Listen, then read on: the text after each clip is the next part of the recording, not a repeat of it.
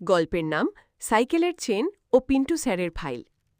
গ্রামের মেঠো পথ দিয়ে সত্যজিৎ তার পুরনো সাইকেলটা চালিয়ে হন্তদন্ত হয়ে ফিরছে। আজ তার মেজাজটা বেশ চড়া। সকাল থেকে রোদে ঘুরে 3টে গ্রামের কিষাণ ক্রেডিট কার্ডের ভেরিফিকেশন শেষ করেছে সে। কিন্তু সমস্যা হলো সাথে থাকা ব্যাগের ভেতর একটা জরুরি ফাইলে পিন্টু স্যারের সই নিতে হবে আজই। অফিসে পৌঁছে সত্যজিৎ দেখল পিন্টু স্যার নিজের এসি কেবিনে গম্ভীর মুখে বসে আছেন। পিন্টু স্যার লোক হিসেবে খুব কড়া, বিশেষ করে কাজের সময় কোনো রকম গাফিলতি তিনি সহ্য করেন না। সত্যজিৎ ঘরে ঢুকে কাঁপা কাঁপা গলায় বলল, স্যার, ভেরিফিকেশন সব শেষ, এই ফাইলে একটু সইটা লাগবে, আজই হেড অফিসে পাঠাতে হবে।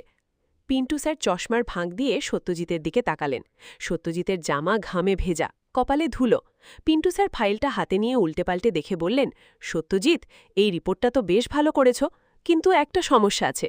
সত্যজিতের বুক ধরফর শুরু হলো। কি সমস্যা স্যার? পিন্টু স্যার চেয়ার ছেড়ে উঠে দাঁড়ালেন। তারপর আলমারি থেকে একটা মিষ্টির প্যাকেট বের করে টেবিলের ওপর রাখলেন।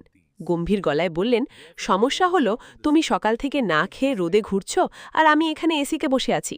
আগে এই মিষ্টিটা খাও, তারপর সই করছি। সত্যজিৎ অবাক। কড়া মেজাজের পিন্টু স্যারের এই রূপ সে আগে দেখেনি।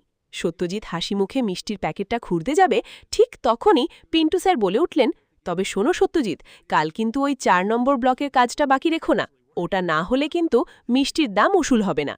দুইজনে মিলে একচোট হেসে উঠলেন। অফিসের গম্ভীর